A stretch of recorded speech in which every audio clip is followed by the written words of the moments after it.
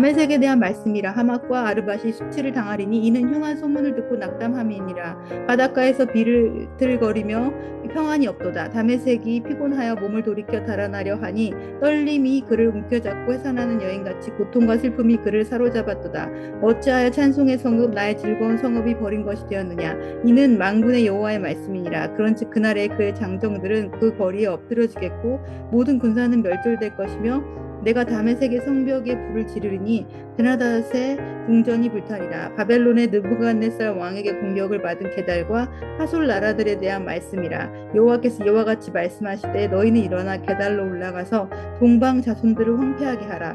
너희는 그들의 장막과 양떼를 빼앗으며 휘장과 모든 기구와 낙타를 빼앗아다가 소유로 삼고 그들을 향하여 외치기를 두려움이 사방에 있다 할지니라. 여호와의 말씀이니라. 하솔 주민아 도망하라. 멀리 가서 깊은 곳에 살라. 이는 바벨론의 느부갓네살 왕이 너를 칠 모략과 너를 칠 계책을 세웠음이라. 여호와의 말씀이니라. 너는 일어나 고요하고도 평안히 사는 백성 곧 성문이나 문빗장이 없이 홀로 사는 국민을 치라. 그들의 낙타들은 노략물이 되겠고 그들의 많은 가축은 탈취를 당할 것이라. 내가 그 살적을 깎는 자들을 사면에 흩고 그 재난을 여러 곳에서 오게 하리라. 여호와의 말씀이니라. 하솔은 큰 뱀의 거처가 되어 영원히 황폐하리니 거기 사는 사람이나 그 가운데 머물러 사는 사람이 아무도 없게 되리라 하시니라. 유다 왕 시스기야가 즉위한 지 오래지 아니하여서 엘람에 대한 여호와의 말씀을 선지자 예레미야에게 임하여 이르시되 만군의 여호와가 이같이 말하노라. 보라, 내가 엘람의 힘에 으뜸가는 활을 꺾을 것이요 하늘의 사방에서부터 사방 바람을 엘람에 오게 하여 그들을 사방으로 흩으리니 엘람에서 쫓겨난 자가 가지 않는 나라가 없으리라. 여호와의 말씀이니라. 내가 엘람으로 그의 원수의 앞 그의 생명을 노리는 자의 앞에서 놀라게 할 것이며 내가 재앙 곧 나의 진노를 그들 위에 내릴 것이며 내가 또 그 뒤로 칼을 보내어 그들을 멸망시키리라. 내가 나의 보좌를 엘람에 주고 왕과 고관들을 그곳에서 멸하리라. 여호와의 말씀이니라. 그러나 말일에 이르러 내가 엘람의 포로를 돌아가게 하리라. 여호와의 말씀이니라. 지금까지 예고한 애굽, 모압, 암몬, 에돔의 멸망에 이어서 오늘 본문은 다메섹 그리고 게달과 하솔, 엘람의 멸망에 대한 하나님의 경고의 말씀을 담고 있습니다. 다메섹은 시리아의 수도입니다. 아름다운 성읍, 경제적으로 안정되어 있었던 이 도시가 처참하게 파괴되고 버려질 것을 예고하십니다. 그리고 게달과 하솔이라는 유목민 족속, 그들 또한 약탈당하고 멸망을 맞이하게 될 것을 경고하십니다. 그리고 엘람이라고 하는 산악지대의 고대 왕국, 이 왕국 역시 망하고 사방으로 흩어지고 그들은 역사의 뒤안길로 사라지게 될 것이다. 이런 예고를 하십니다. 하나님은 도대체 왜 이 작은 민족들을 멸망에 이르게 하셨을까? 물론 하나님을 떠나 살아왔던 자들, 자신들의 힘과 지혜를 의지하고 죄악 가운데 우상 숭배, 음행을 일삼았던 이 자들에게 내려진 하나님의 심판이다 라고도 볼 수 있습니다. 하지만 그것보다 더 중요한 이유가 있습니다. 그들의 멸망에는 하나님의 의도가 있었습니다. 하솔과 게달 그리고 엘람이라고 하는 족속, 비록 큰 힘을 가진 자들은 아니었지만 유다 나라가 마지막까지 그들의 힘을 의지하고 있었습니다. 그들의 힘을 빌어서 바벨론에 대항하려고 했었던 것입니다. 유다 나라는 마땅히 하나님을 의지해야만 했습니다. 하지만 끝까지 주변국들의 기대고 의지해서 바벨론에 대항하려고 했었던 것이 바로 유다 나라였습니다. 회개하고 돌이켜서 하나님의 도움을 구하면 됐습니다.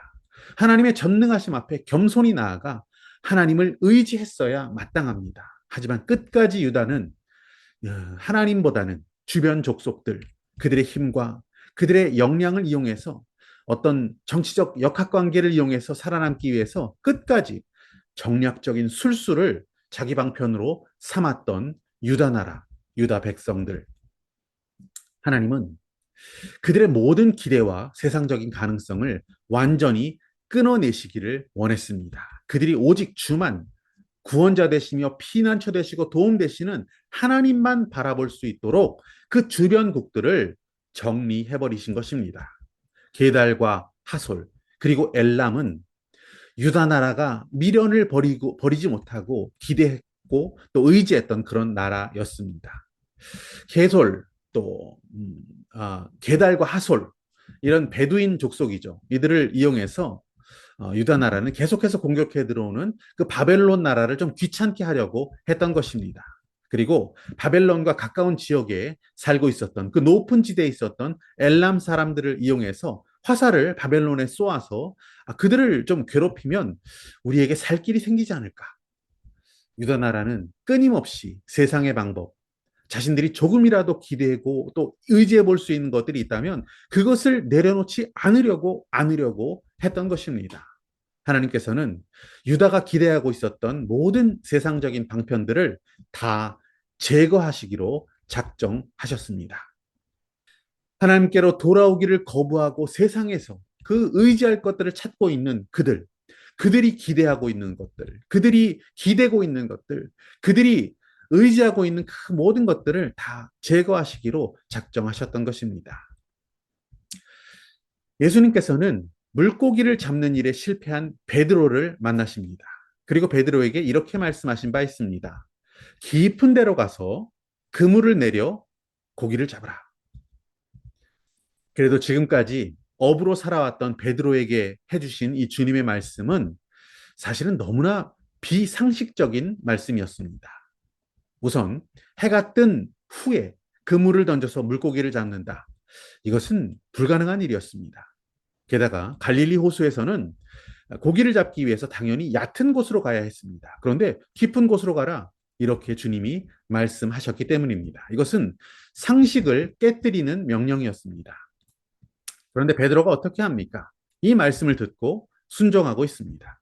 그리고 그는 그물이 찢어질 정도로 고기를 잡게 됩니다.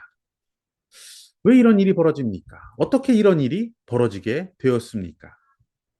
여러분 아시다시피 지난 밤 베드로는 자신의 힘으로, 자신의 노력으로, 자신의 경험으로, 노하우로 그 고기를 잡으려고 했었지만 그는 실패하고 말았습니다. 한마디로 고기 한 마리도 잡지 못하는 헛수고의 밤을 그는 보냈습니다.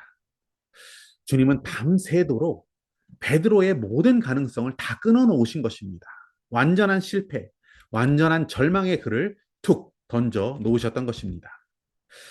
이제까지 고기 잡고 먹고 사는 모든 일의 주인은 자기 자신이라고 생각하고 베드로가 살아왔을 것입니다. 자기 마음대로, 자기 힘을 믿고 살아왔던 이 베드로를 주님은 그날 밤 무너뜨리셨던 것입니다. 내 경험, 내 방식대로 살아왔던 베드로의 삶을 멈추게 하시고 주님의 말씀을 들을 수 있고 따를 수 있는 삶. 주님이 그의 인생의 주인의 자리에 오르게 되는 그런 인생으로 그를 변화시키기 위해 그날 밤 철저하게 그 모든 가능성들을 다 끄는 절망의 밤을 주님은 만드셨던 것입니다. 비로소 주인이신 주님의 말씀에 의지해서 그는 순종했습니다. 환한 아침에 깊은 곳에 가서 그물을 내렸습니다. 베드로는 그물이 찢어질 정도의 물고기를 잡게 됩니다. 하나님은 그렇게 일하십니다. 우리의 지혜와 힘을 의지하는 삶의 방법을 다 내려놓으라라고 말씀하십니다. 하나님께서는 내 인간적인 모든 가능성을 다 끊어놓고서라도 하나님의 말씀에 순종하는 자리, 그분의 주인 되심을 인정하는 삶, 그 복된 삶으로 우리를 이끌기 원하십니다. 우리가 주님을 인정하기 원합니다. 그 말씀에 겸손히 순종하는 지혜로 살아갈 수 있는 저와 여러분이 되시기를 축복합니다.